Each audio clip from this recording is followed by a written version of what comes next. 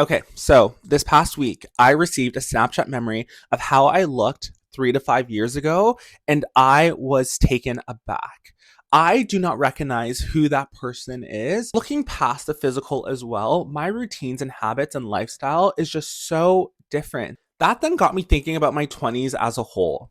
Now, being 30, I look back at my 20s and I'm like, that was a tumultuous time in so many ways. I felt as though I was this side character or glorified recurring cast member in all of my friends' lives. If they were the Hannah Montanas and Lizzie McGuires, I was the Gordos and Lilies, where I took this back seat. And I think I had so much envy for all these people living their lives and having so much fun and feeling so good about themselves, where I felt so insecure and very lost. Generally speaking, I was always such a late bloomer in life where people moved on from different phases. I was still there. Like, I was still at the restaurant, okay? When people were experiencing their first kisses, I was not there. I was on Tumblr being a sad girl, like literally reblogging my life away. So I always felt as though that I was not on the same timeline as my peers.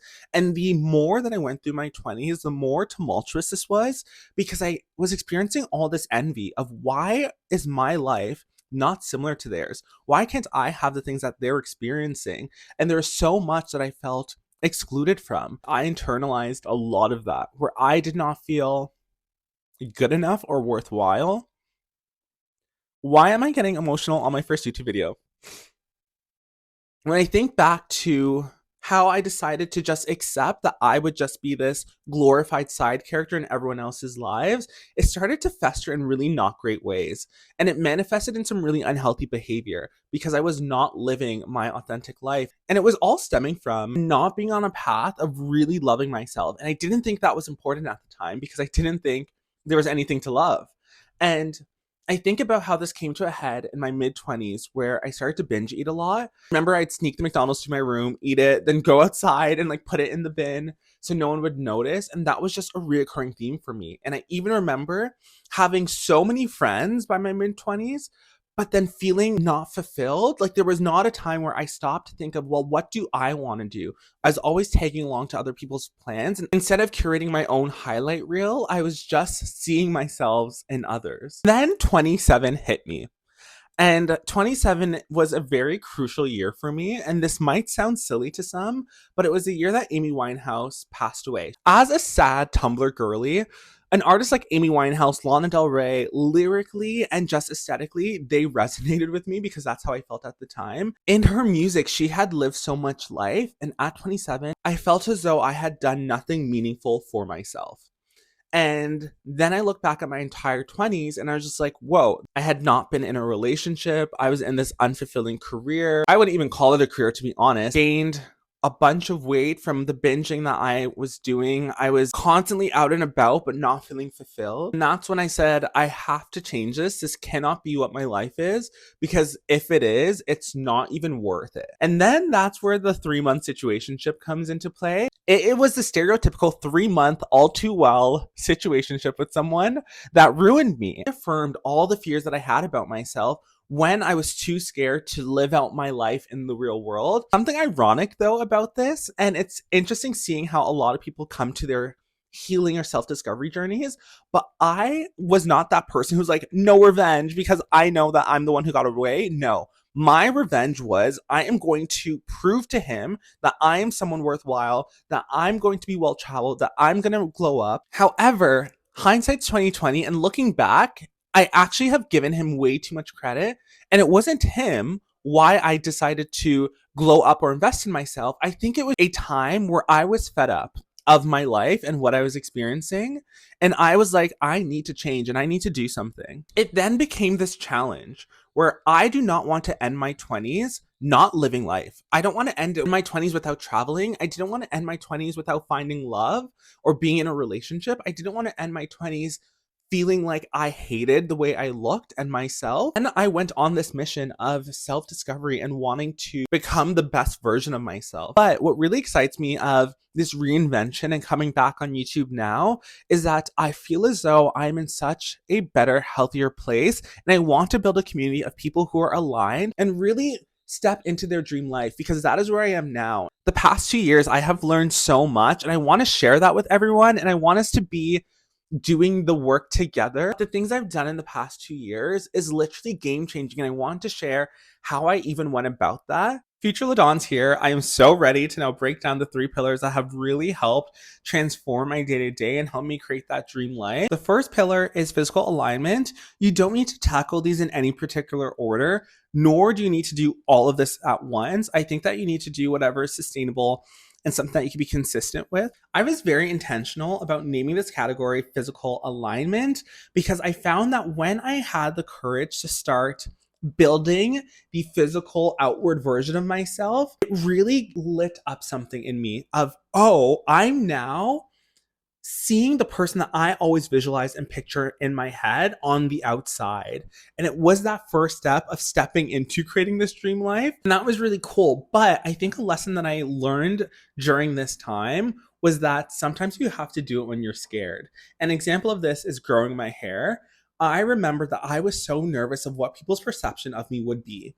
So, how my family would perceive it with me growing my hair, how I would be perceived differently on apps. Would people find me less attractive? Would that make me less desirable? I am now embracing this version of myself that I always dreamed of, wanting to have longer hair, wanting to be more into fitness. And it has arrived, and it's just literally been so affirming to be like, oh my gosh, I could do that for myself. I could show up for myself even when I'm scared, even though I think that there might be negative backlash. But ultimately, this is something that is aligned with me, and therefore leaning into it has come with positive results. And this will be its own video, and we'll really go into detail in terms of how to take those steps and even find out what's in alignment with you.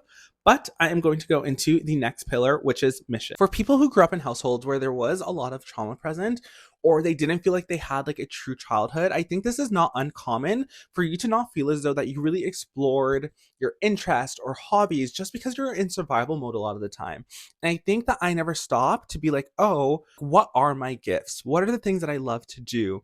What is my North Star and where I should be heading towards? And I think what was really helpful with understanding this and really grasping a sense of self is starting with astrology and the Enneagram test, as well as Clifton Strength. We will go through these way more in depth in the following videos in this series. However, I felt as though my birth chart gave me so much insight into the DNA of who I was.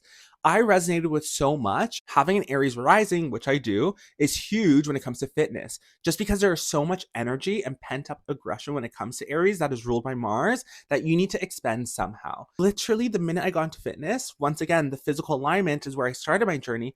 Everything else started to happen so naturally for me. The thing that I really like about the Enneagram is that it really speaks to your core beliefs, your fears, and your desires. With the Enneagram, it really clocks me. I'm not kidding. It will really call me out on when I am acting in an unhealthy or healthy way. And I truly, truly believe that is such a great tool. And then I got this other thing from like Clifton Strengths that was from work. My director had made us take the test because a lot of times we don't know where our strengths maybe lie. And this is a test that actually told me like, oh, you're someone who is very empathetic. And I love how it used both hard and soft skills. My test results really skewed into those soft skills. So I really liked having the opportunity to highlight those as strengths and to lean into them. So that was a really great way of building a sense of self, also connecting with my younger self. Younger me used to make webcam videos, and even teen me used to make YouTube videos. I always looked to Amanda Bynes and The Amanda Show as something that I wanted to emulate that through younger me making webcam videos that didn't see the light of day, thank God. But then also when I would make YouTube videos before, and looking to your younger self and what those passions were are great. And the last pillar is spiritual alignment. And this is huge. I think I've gotten a great hold of the previous 2 pillars, but this is one that is so robust that I myself am still learning and growing and developing. I want to start with manifestations. I started doing vision boards in 2020 and it has changed my life. The ways I started doing vision boards is very different from how I do them now. And once again, you could start all of these pillars at once, but I think what was really great in having the mission come before this is that I had a North Star of like, I roughly know where I want to head towards. And then doing all the spiritual work helps to unlock any negative self doubt or scarcity that we may have to get to that place, ultimately to get to our dream life. And vision boarding was just a great way of taking that, putting that on a board to be like, this is what that life is going to look like for me. So vision boarding has been super helpful for me. There's so many other ways that you can really manifest things into your life. There are the laws of attraction. And also I know scripting is huge for people. So there are different ways to get there. We'll share my vision boards from previous years just because when I look at my 2023 to 2024 vision board, I'm like, oh my gosh, so many things came true. Also say wellness is so important. And some of this goes into physical alignment as well, but it's taking the time to rest and nourish your soul or body. And something that I got into the habit of doing recently is once a month self-care days. I find that life moves so quickly that we really need to be intentional about slowing down. And that's why I've integrated these once a month self-care days. They can be a bit more bougie or elaborate as a spa day or a facial, but it could also just be ways in which you can connect with nature and you're just going to read a book outside, or you're just going to connect with your friends and be intentional and present while with them. So there's so many ways that we can integrate wellness. And I think another way is therapy. And that ties into mental health, but acknowledging that therapy is not always accessible to everyone. And even finding out what type of therapy is best for you is important. Therapy didn't really do much for me. I'm already someone who ruminates and over intellectualizes everything. So I will take a situation and look at it from 10 different angles, but burn myself out. But realize that somatic therapy is something that is way more productive because it lets me sit in my feelings and see where those things are coming up for me and dealing with that instead of as a coping mechanism and as a way to detach from a situation to go straight to the logic. Also, something that is so huge and important when it comes to unlocking and creating your dream life is reprogramming any negative self talk or harsh critic. Doing that subconscious reprogramming work and shadow work is so important. I am constantly every day on a journey with this.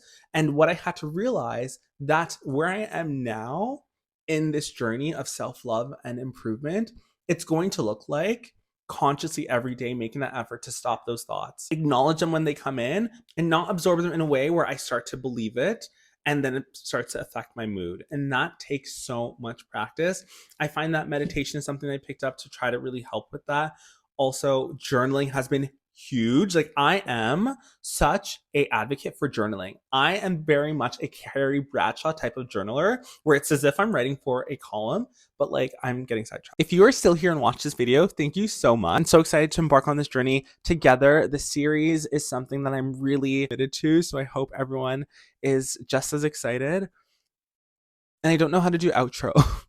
Can I just say bye now and leave? Anyway, see you next time for the next installment of the series. Bye.